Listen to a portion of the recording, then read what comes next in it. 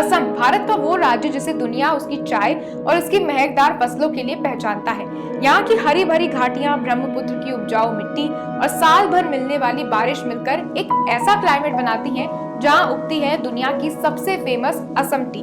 तो आज के इस वीडियो में हम समझेंगे कि असम की चाय इतनी मशहूर क्यों है, इसका पूरा प्रोडक्शन प्रोसेस क्या है, असम में कौन कौन सी एरोमेटिक क्रॉप्स उगाई जाती हैं, उनका मार्केट कितना बड़ा है और इससे किसान कितनी कमाई कर सकते हैं। तो सबसे पहले बात करते हैं चाय की। असम टी का स्वाद इतना रिच और स्ट्रॉन्ग इसलिए होता है क्योंकि यहाँ का मौसम ह्यूमिड है, बारिश भरपूर होती है और घाटियों की एलुवियल सॉइल काफी फर्टाइल होती है। दुनिया में जिस मॉल्टी फ्लेवर वाली टी की डिमांड सबसे ज्यादा है, वो टेस्ट सिर्फ और सिर्फ असम टी में मिलता है। इसलिए यूके, यूएसए, रशिया, यूएई और कई यूरोपीय देशों में असम टी की बहुत बड़ी मार्केट है। अब समझते हैं कि चाय बनती कैसे है, यानी फील्ड से कप तक का पूरा सफर। चाय की तोड़ाई में सिर्फ 2 लीव्स एंड अ बड चुनी जाती है क्योंकि यही हाई क्वालिटी टी का बेस होती है।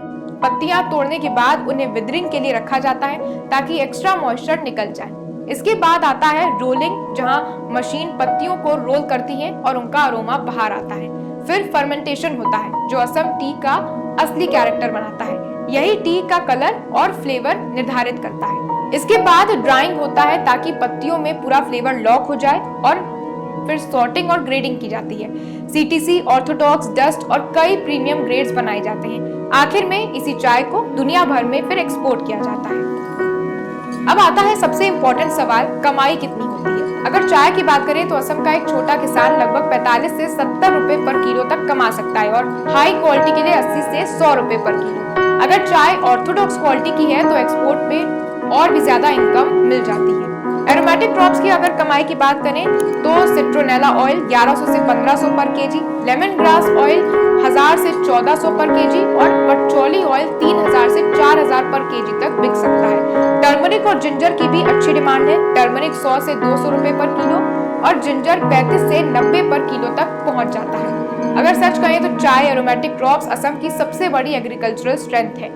टी ग्लोबल मार्केट में पहले से स्ट्रॉन्ग है और एरोमेटिक ऑयल्स की डिमांड हर साल बढ़ती जा रही है। क्लाइमेट यहाँ के लिए बिल्कुल परफेक्ट है, सॉइल बिल्कुल परफेक्ट है और ब्रांडिंग और वैल्यू एडिशन होने पर किसान की अर्निंग भी डबल या उससे ज्यादा हो सकती है। तो आने वाले समय में असम एग्रीकल्चर और टी इंडस्ट्री दोनों अंतर्राष्ट्रीय बाजार में और बड़ा नाम बनाएंगे और ये राज्य इंडिया एरोमेटिक पावर हाउस बनने की पूरी क्षमता रखता है। क्या आपने असम टी पी है? हमें कमेंट कर जरूर बताएं और अगर वीडियो अच्छी लगी हो तो लाइक करें और चैनल को सब्सक्राइब करना ना भूलें।